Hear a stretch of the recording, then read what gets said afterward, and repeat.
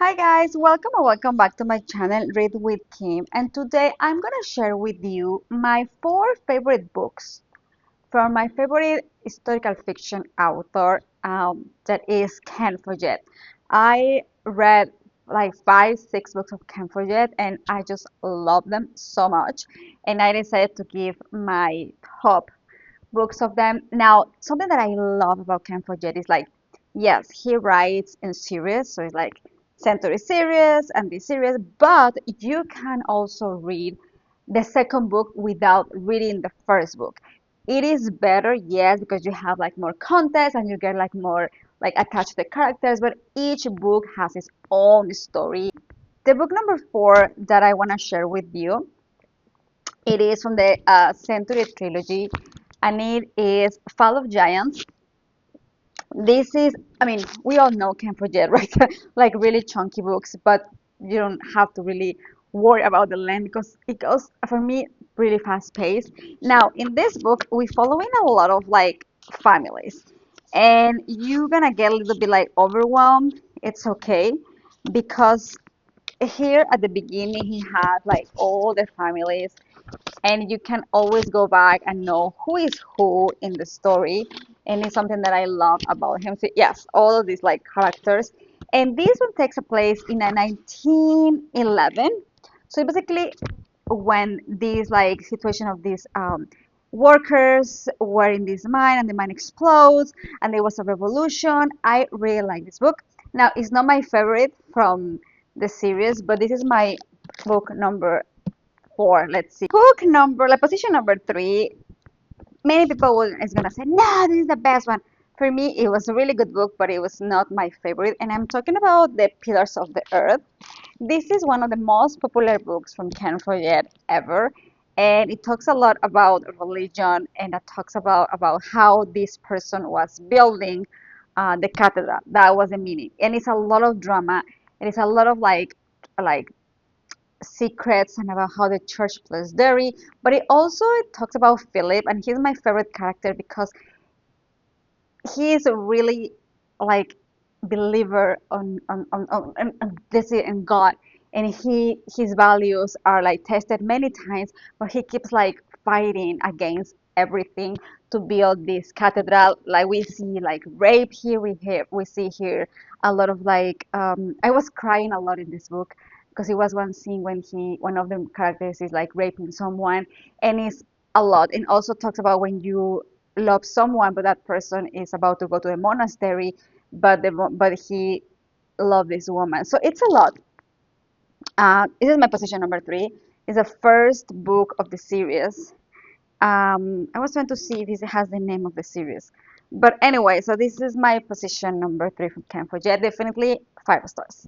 Number two, and it is really like I was debating because this is one of my favorite books ever. Not just because it's like Ken Follett, like I'm talking about in general, like a historical fiction. I learned so much in this book because I'm so fan of the World War, with Hitler and all that happened.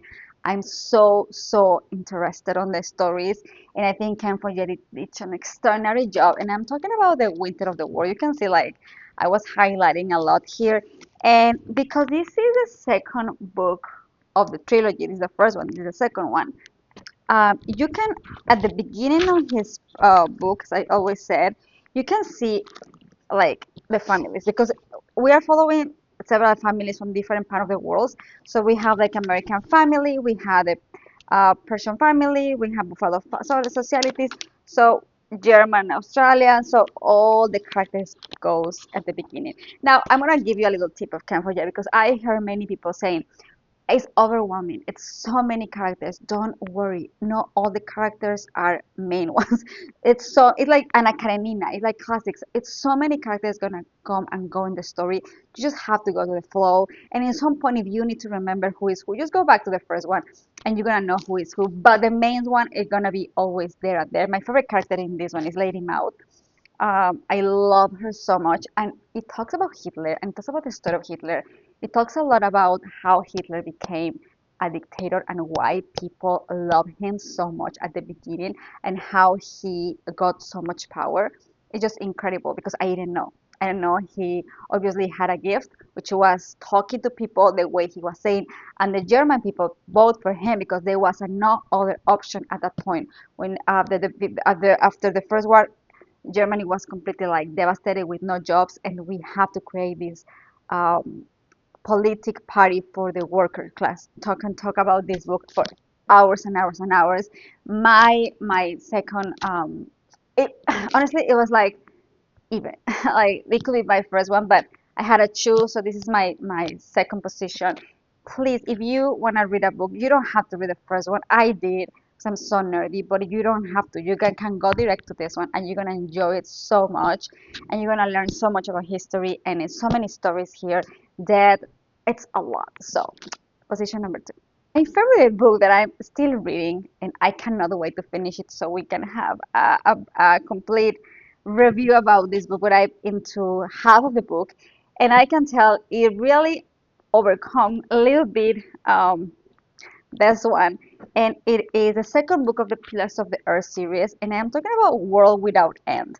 And it's really really interesting, this character, because it's more like a drama in the family more than like the historical period that we're living at.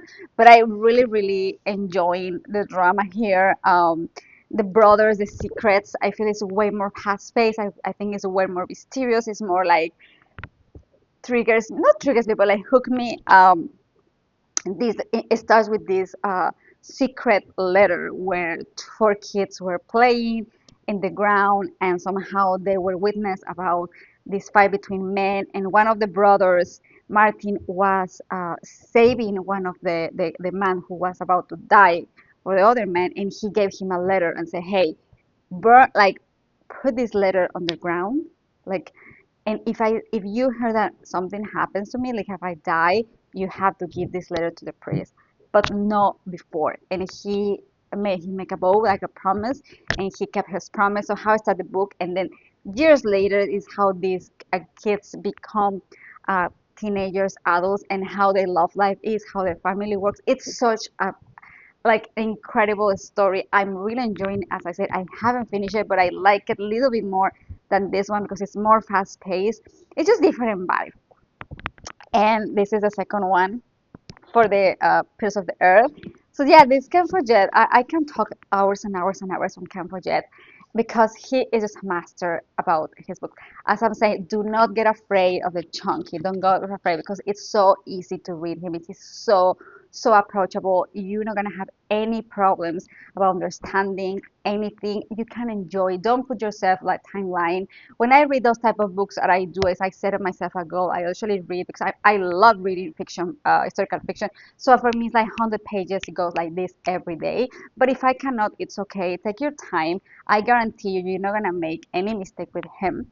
I recommend it. Is with my signature, like not that I you care, but I really really enjoy, and I am so difficult to get. It's part of the story. So this is my Cambridge story. I'm sorry, positions. I hope you like it, and I'm gonna see you next time with a review of this book because I cannot wait to share with you my opinion.